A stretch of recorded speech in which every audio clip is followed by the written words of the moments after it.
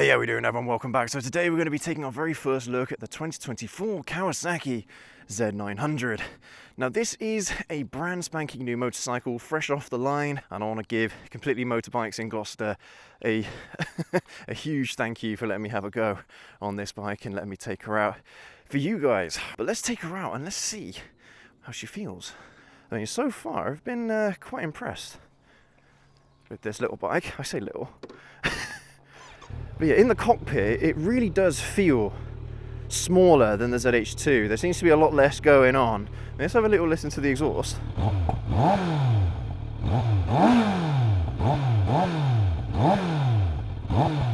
Yeah, she sounds pretty good, to be fair. And this is the base model as well. This isn't the more expensive SE model.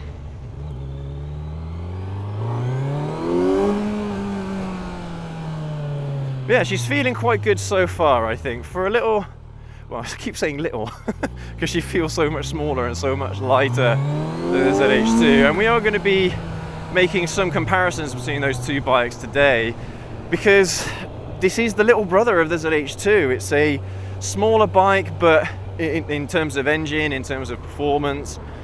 But, I mean, is it worth going the extra, paying that extra little bit to get the supercharged Z H2, or should you just go for this one?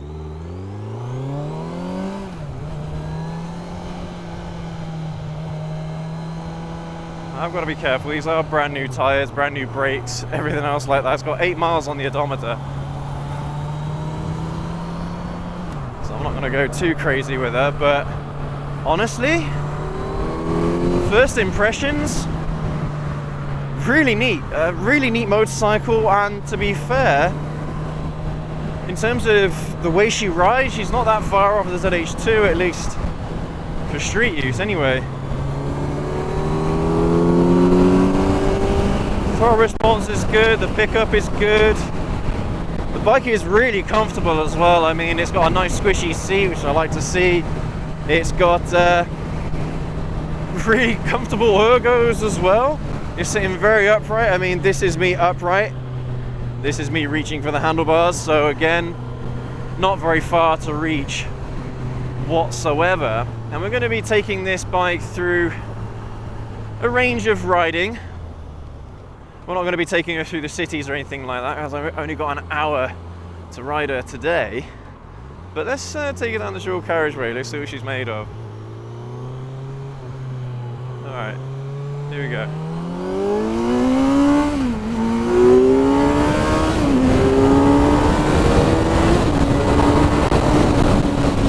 Woo!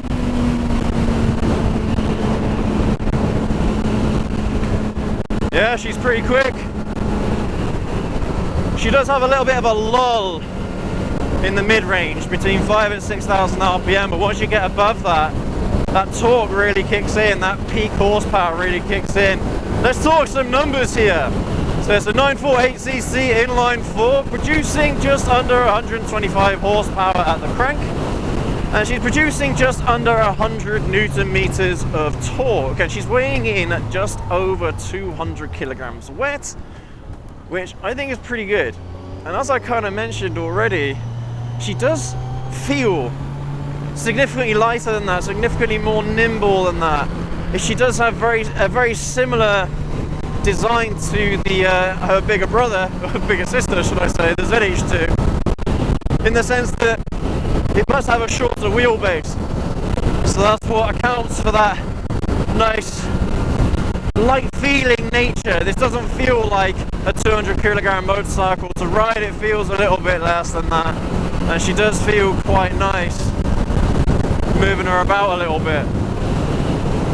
Clutch is really light, really comfortable, really simple and easy to use. It does have 3 different power modes as well, so sport, road and rain mode. I mean, let's see if it has a rider-only mode. There's the road mode. There's the rain mode. I mean, we might as well take a look at the rain mode whilst we're here.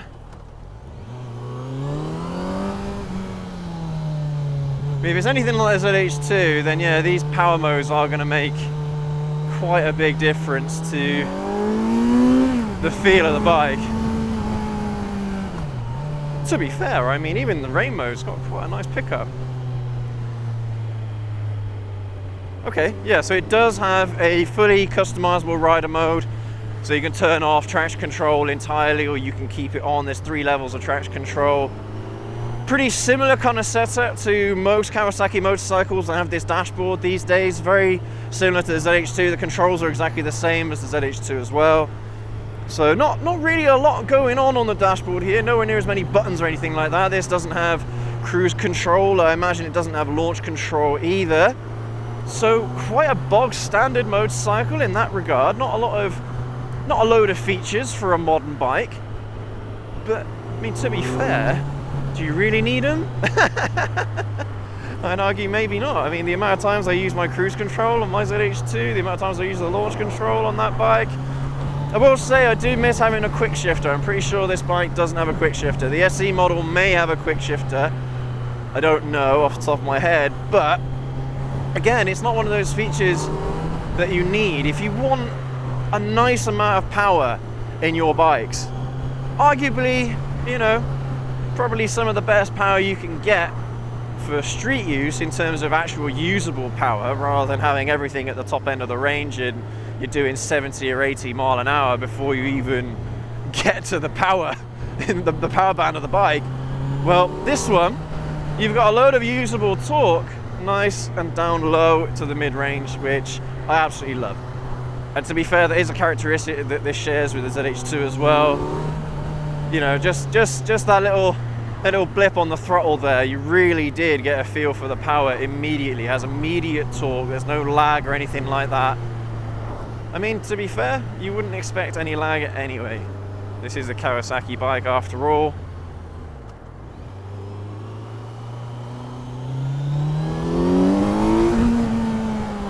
Yeah, traction control kicking in there. Let's see if I can turn it off. Let's have a little bit of fun with this bike. I'll turn off the traction control and we'll see how fruity she is. Yeah, this is my usual rider mode on the ZH2. Select, yeah, you just press it twice to get to KTRC, and that is off. All right.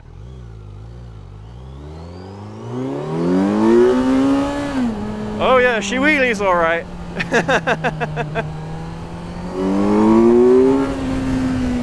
Yeah, she definitely wheelies. That's wicked, man. I mean, that's what you want from a naked, to be fair. You want something that is a little bit more gung-ho, you know? Let's have a little feel for that again, shall we? Here we go.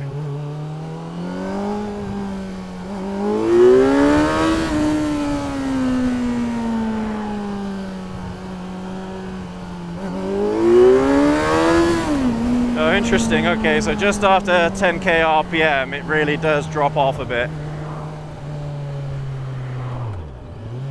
Try a little bit more, here we go. Woo! Yep, she wheelies all right. So you can do it on this bike, as you'd expect. She does do power wheelies in first gear. I mean, second gear might be a little bit harder, but well, let's see. Okay, she wants to pick up that front wheel. I'm sure if you're a little bit more aggressive on the throttle, you could probably make that happen as well. Even in third gear, a nice amount of power. A really nice amount of power. And good in the corners as well. This is a long sweeping bend here. Yeah, really nice. Really nice feeling bike. But, I mean, all in all, it's a pretty basic motorcycle, but this is the basic model, right? This one will set you back 9.5 grand, something like that. The SE model, I think, is over 11.5, 12,000 pound on the road, something like that. So it is a significant jump up in price. But at the same time, if all you need are the basics, well, you still get that same engine. You still get this really lovely experience. So for me personally, I mean, this is a bike that I would own, to be honest with you, especially when you compare it to the likes of the ZH2. you're not missing out on all that much. Okay, yeah, the ZH2 has got more power and it has more power sustained throughout the entire range. Yes, it does. Of course it does. It has a supercharger. But at the same time, this isn't really that far off. It doesn't feel as far off as the spec sheet would imply. At least not for the kind of riding that I like to do. You guys know me, I'm not a racer, I'm not anything like that. I'm an average rider, just having a go on some bikes, having a good time. And I was going to say the ZH2, the Z900 really does give me good vibes. Seriously, this is a fun motorcycle.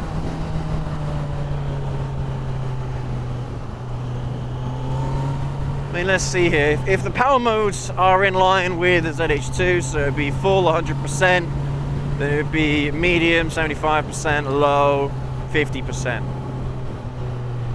So, I mean, the low power mode doesn't feel like 60 horsepower to me. So I'm not sure if that is accurate, if those percentages are accurate. But on the ZH2, you really feel the difference on the bike between the power modes, whereas this one, it's not, the difference isn't quite as noticeable, shall we say.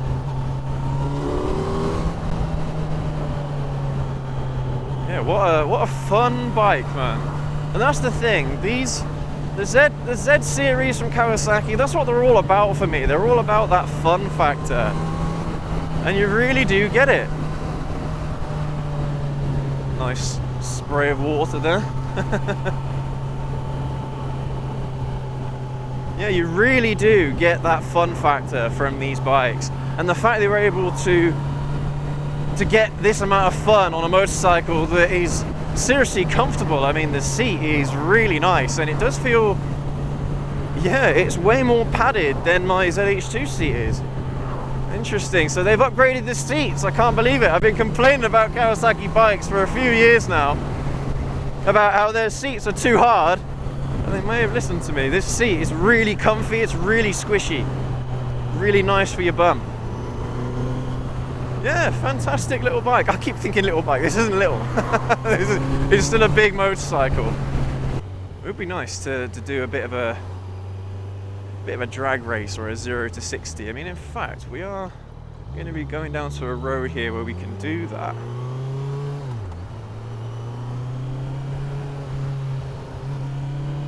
I'm not sure what the rated 0 to 60 is of the Z900 off the top of my head. If I say ZH2 throughout this video, I'll correct it in post if I actually mean Z900, because, you know, of course, I got the ZH2 on my brain, because I'm constantly trying to find differences between these two bikes, and to be honest with you, there aren't a lot. The ergonomics are almost exactly the same. The riding experience feels very similar, at least with these kinds of roads. And to be fair, power feels pretty similar as well, at least in the lower RPMs anyway. Yeah, the power feels nice. I mean, that's what you'd expect. It's pretty much a 950cc inline 4. You'd expect a load of power. Now, I did do a video recently comparing the Z900 on the spec sheet to my ZX9R from 1999. Now, even though they're both branded as 900cc motorcycles, their engines are quite vastly different. The ZX9R is an 899cc inline 4. This is a 950cc inline 4.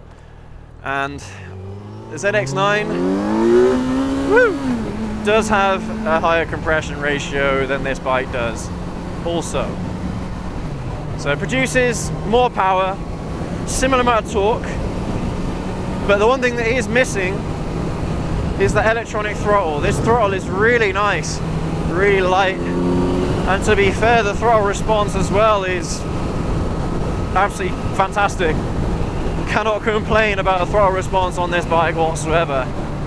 I'd expect a 0 to 60 on this bike to be well under 4 seconds, 3.5, maybe under 3.5 seconds. Now, I'm not the best at doing 0 to 60 runs, as you're all aware. Alright, what we'll do, we'll slow down a little bit behind this car. See if we can find a little bit of space. Alright, here we go.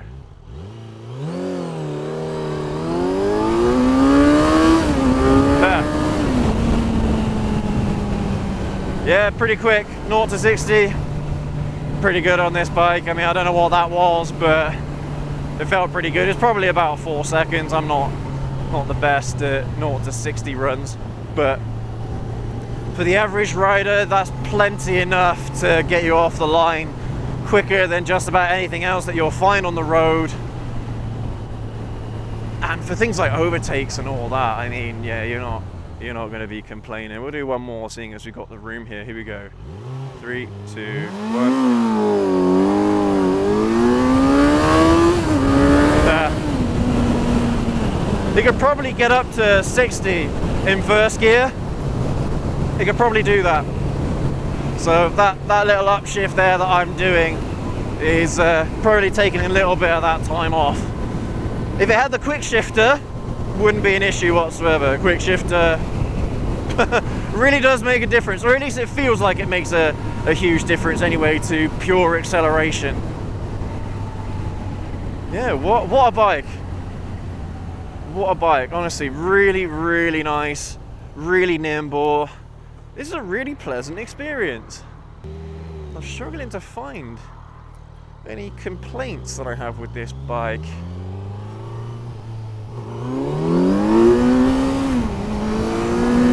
It certainly does have a bit of a lull in the mid-range. For me, that's a tad annoying. Because when you're on full power on the throttle, so you have a nice amount of torque going up to 4,000 RPM, then you get past 5,000 RPM, a little bit of a dip, and then it puts on a load more power all at once for me. Yeah, I even felt it then in third gear. Let's try in second. Seeing there's no one behind us. Right, so 3,000 RPM, let's do a pull. Yeah, you gotta let it spool up past 6,500 RPM, 7,000 RPM or so before it really does start running. Yeah, before you get that power that you're after. But to be fair, other than that, this feels like a modern bike, it looks like a modern bike. I personally really like the design of the Z series. There's not a lot going on fairing wise. Maintenance would be really straightforward, really simple on this bike. You haven't got to take much off. So honestly, a pretty neat experience for me, and it is definitely one that I would recommend if you're looking at a bike under 10 grand. Alright everyone, well there you have it. Our first look at the Kawasaki Z900, and just there as well, that little turning circle that we just did, that little U-turn, yeah, really good as well, to be fair. Honestly, an absolutely fantastic motorcycle, and not a lot of bad things to say, to be honest with you. I mean, it's probably lacking a little bit of adjustment here, I imagine. No, there is a little bit of adjustment on the shocks, or on the forks, sorry. I imagine there is adjustment here as well on the rear shock. Oh, of course, it's this side. Yeah, there's some adjustment here on the rear shock also. So yeah, what a good motorcycle, especially if you're looking at an entry-level bike to the big leagues. You know, that 1000cc class. I don't know, for whatever reason, maybe you're not ready to make that jump to something like a ZH2, because it is quite a big jump in terms of power, outright power. 100% throttle, there is a difference on this bike compared to the ZH2. Of course there is. The ZH2 is producing 200 horsepower at the crank, this is 125 horsepower, a huge difference on paper. But in terms of the riding experience just out on the road, out on the street, to be fair, it's really good and it's really fun and nice and nimble as well, which is one of those things that unfortunately you can't take for granted these days on these big or bigger motorcycles. Alright everyone, well thank you ever so much for joining me on this first impressions look at the 2024 Kawasaki Z900, and we'll catch you all in the next video. Have a good one.